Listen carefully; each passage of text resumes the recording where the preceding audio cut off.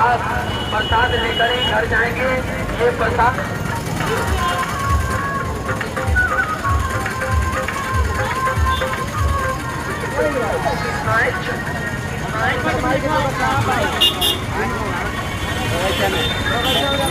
नमस्कार। आज हम पहुंचे हैं सिवान ज़िला में।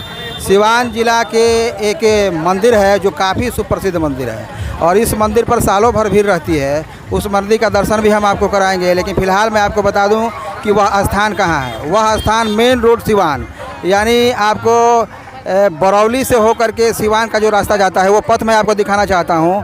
यही रास्ता है। यह रास्ता बरौली से होकर के आपको सिवान की तरफ जाता है। ये बरौली की तरफ का रास्ता है और इधर जो मैं कैमरामैन से चाहूँगा इधर दिखाएं, और यह सिवान, यह डायरेक्ट यहाँ से सिवान जाता है। सिवान और बरौली मुख्य पथ पर यह मंदिर है। यह मंदिर है, आपको मैं बता दूँ, जमुनागढ़। जमुनागढ़ जगह का नाम है, हालांकि यह कोइरगांवा में है। यह प्रखंड बरहड़िया है, थाना बरहड़िया है। उस स्थान पर मैं पहुँचा हूँ। अब हम चलते हैं उस मंदिर के अंदर, देखते हैं कि यह मंदिर काफ़ी प्रसिद्ध क्यों रहा है, इसका पुराना इतिहास भी रहा है। यहाँ का मंदिर थावे मंदिर से रिलेटेड है। थावे की भवानी माँ जो है, इसकी कालांतर में अगर हम जाएं तो कुछ कहानियाँ मिलती है जो यहाँ के स्थानीय लोगों के ज़ुबान से हम जानेंगे कि आखिर कालांतर की कहानियाँ क्या है और इसकी विशेषता क्या है, किस विशेषता के कारण यहाँ यह प्रसिद्ध है और यहाँ मेला लगता है, आखिर क्या कारण है। चलिए मैं आपको पहले दर्शन कराता हूँ उस मंदिर स्थान का, वहाँ के वातावरण का, वहाँ का जो स्थान है वहाँ का। आइए हम चलते हैं, मंदिर के अंदर प्रवेश करते हैं।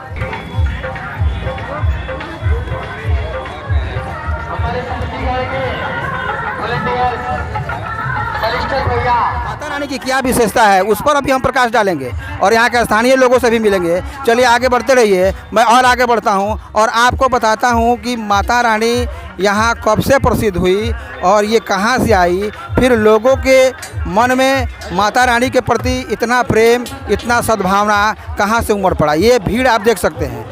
यह भीड़ लॉकडाउन के समय में, जबकि कहीं भी पंडाल नहीं बना है और दशहरा का समय चल रहा है, दशहरा का आज नवमी है, 9वां दिन है, इसलिए देखिए भीड़ तो है लेकिन उतना नहीं है जितना होना चाहिए, क्योंकि लॉकडाउन है। लॉकडाउन में हर जगह की यही स्थिति है, लेकिन जिनकी मनोकामना पूर्ण हुई है वो व्यक्ति माता रानी के पास, माता रानी का दर्शन करने के लिए यहाँ आते हैं और अपनी मनोकामना जो उन्होंने मांगी है वो पूरा हुआ है। जिसके लिए बता रहा हूँ, यहाँ प्रसाद का भी स्टॉल लगा है। मैं चाहूँगा कि आप उनको दिखाएं, कैमरामैन सोनू कुमार जी, प्रसाद का स्टॉल।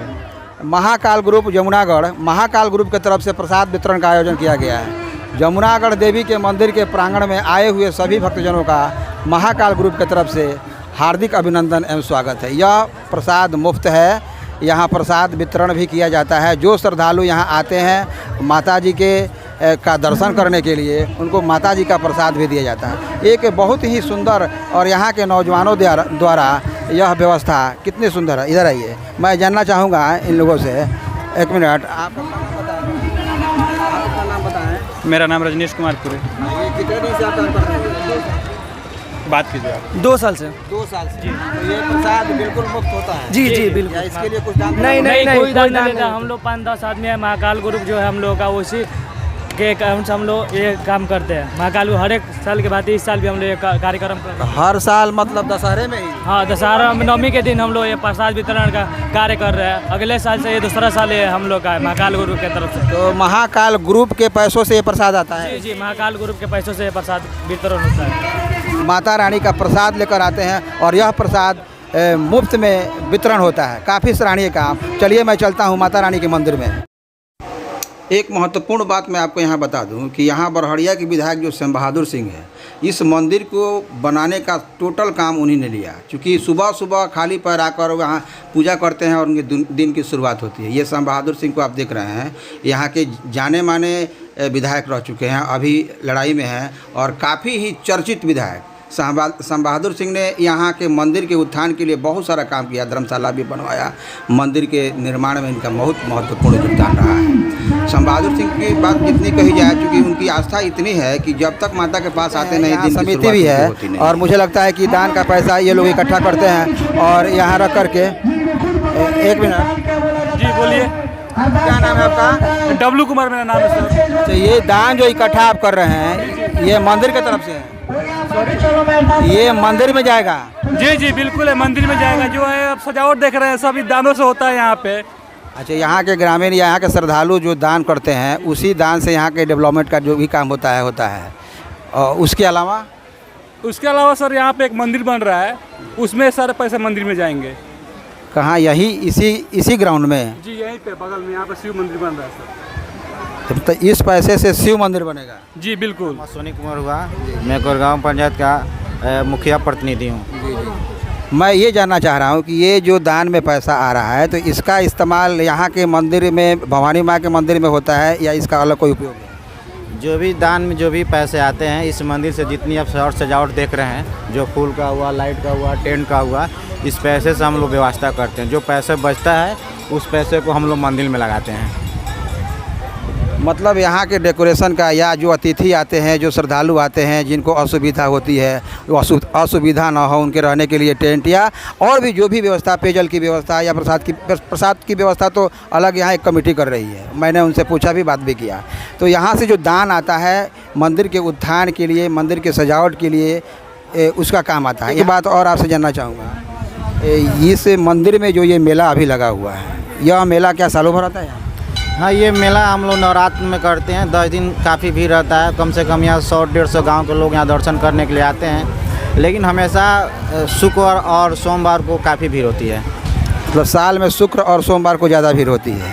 अच्छा, यहाँ का क्या प्रताप रहा है या यहाँ की शक्ति क्या अवधारणाएँ रही हैं यहाँ की? कुछ कथा कहानी आपको अगर जानकारी हो तो? देखिए, यहाँ के माँ भवानी जो यहाँ से जो कटरा से आपको चली थी, जो छपरा में रुकी थी, तो यह थावे जाने के क्रम में यहाँ जमुनागढ़ पर भी उनका विश्राम हुआ था।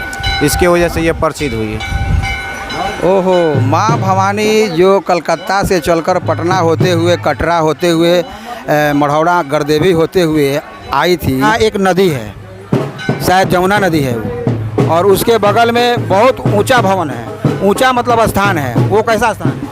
देख, कुछ साल पहले यहाँ एक राजा रहते थे, ठीक है, उस गढ़ के अंदर, जो जाने आने के लिए अपने मतलब चारों तरफ से तालाब खोद कर रखे थे। उसको कुछ दिन बाद में अंग्रेज़ों का शासन काल आया। अंग्रेज़ों ने शासन काल से राजे को बम से हमला करके उसको ख़त्म कर दिया। उसके बाद से ये जमुनागढ़ के नाम से प्रसिद्ध हुआ और देवी मंदिर के नाम से प्रसिद्ध हुआ। बहुत सुंदर करते हैं माता रानी के दरबार में। वहाँ देखते हैं, माता रानी से मुलाकात करते हैं, उनके चरणों को स्पर्श करते हैं कि उनका प्रताप क्या है, उस चीज़ को देखते हैं, जानते हैं। आइए मंदिर के अंदर। यह मंदिर का परिसर है। अब माता रानी के मंदिर में हम प्रवेश करने वाले हैं। चूँकि जो भी बाहर से आता है और बाहर से आता है तो उसका पाँव गंदा होता है, तो पाँव यहाँ इसमें धुल जाता है, उसकी मिट्टी इसमें धुल जाती है, फिर माता रानी के पास वो बिल्कुल शुद्ध होकर के जाता है। मैं करते हैं, फिर दर्शन करके माता रानी के मंदिर में प्रवेश करते हैं। यह माता रानी का दरबार है जो सजा हुआ है।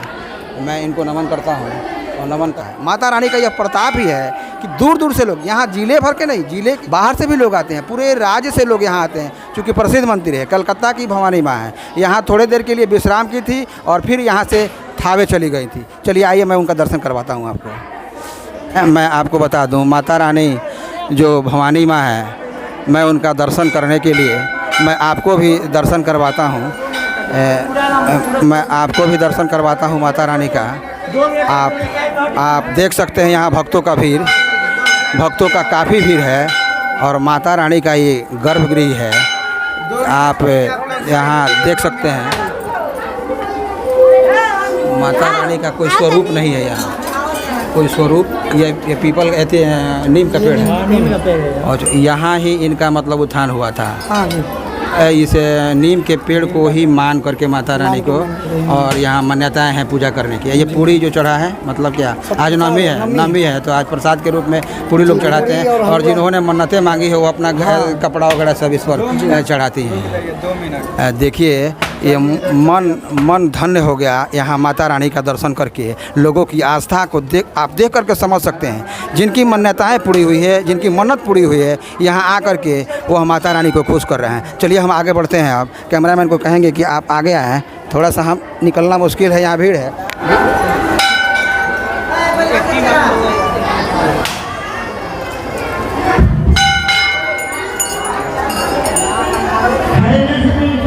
इसलिए है कि जो लोग मन्नत मांग, चूँकि आज नवमी है, दशहरा का आज नवमी है, इसलिए भीड़ होना लाजमी है। तो मैं आपको बता दूं कि यह माता रानी आस्था का एक बहुत बड़ा सैलाब, आस्था का एक बहुत बड़ा विश्वास। एक नीम का पेड़ वैसे भी औषधीय पेड़ माना जाता है, और उस नीम के पेड़ के पास माता रानी का उत्थान हुआ और लोगों में यह विश्वास जगी, लोगों में यह भावना जगी कि माता रानी नीम के पेड़ के चलते यहाँ आई। वाह, कितनी सुंदर बात। वह माँ आई, इसीलिए मैंने कहा आपसे कि वह माँ जब थावे पहुँची है तो अपने भक्त के माथे से अपना हाथ को दिखाते हुए हाथ को हिलाई है, तब भक्त जाने हैं कि माँ है। माँ का कोई स्वरूप नहीं है, माँ का कोई जोड़ नहीं है, माँ का कोई सानी नहीं है। एक नीम के पेड़ के नीचे माता रानी का आना और उनको अपने शक्ति का प्रदर्शन करना और शक्ति को लोगों के मन में बस जाना अपने आप में एक बहुत सराहनीय, बहुत ही, जितनी कही जाए माता रानी के बारे में वो कम है। मैंने आपको यहाँ जमुनागढ़ के माता रानी का दर्शन करवाया। यह स्थान मैंने आपको बताया कि सिवान और बरौली मुख्य रोड पर है, जो कि प्रखंड बरहड़िया है और गांव कोइरगांवा है। मैं आगे भी चलूँगा और आगे भी माता रानी के और स्वरूप का दर्शन कराऊंगा। तब तक के लिए मुझे विदा दीजिए, और यह अगर वीडियो आपको अच्छा लगे तो कनक जीवन चैनल को सब्सक्राइब कीजिए। और गढ़ नाम उसका पड़ा, क्यों पड़ा, इसके बारे में थोड़ी सी कहानी मैं आपको बता दूँ। यह जमुना नदी का स्वरूप है। आप देख सकते हैं चारों तरफ पानी है और पानी में यह नाव चल रही है। यहाँ लोग नौका विहार करते हैं। नौका विहार मतलब पानी में नाव में बैठ करके और चारों तरफ इस पानी में घूमते हैं, उनको आनंद आता है। माता रानी ने यह मौका प्रदान किया है कि लोग यहाँ हमारे पास आएँ तो उनके मनोरंजन या उनके स्वास्थ्य या उनके मन की बातों को देखा जाए। ये देखिए, यहाँ नाव पर बैठ करके स्वचलंत नाव है, अपने पाँव से इसको चलाना है और अपने गंतव्य स्थान तक पहुँचना है। ये जमुनागढ़ मंदिर की ये विशेषता रही है। मैं इधर आपको दिखा रहा हूँ, जो ऊंचा भाग आपको दिखाई दे रहा है, यह एक किला है। यहाँ ऐसा लोगों का कहना है कि यहाँ पहले एक राजा राज करते थे और वह राजा, उस राजा का यह किला था, उनका घर था, और यह घर चारों तरफ से पानी से घिरा हुआ था, जिसको हम टापू कहते हैं।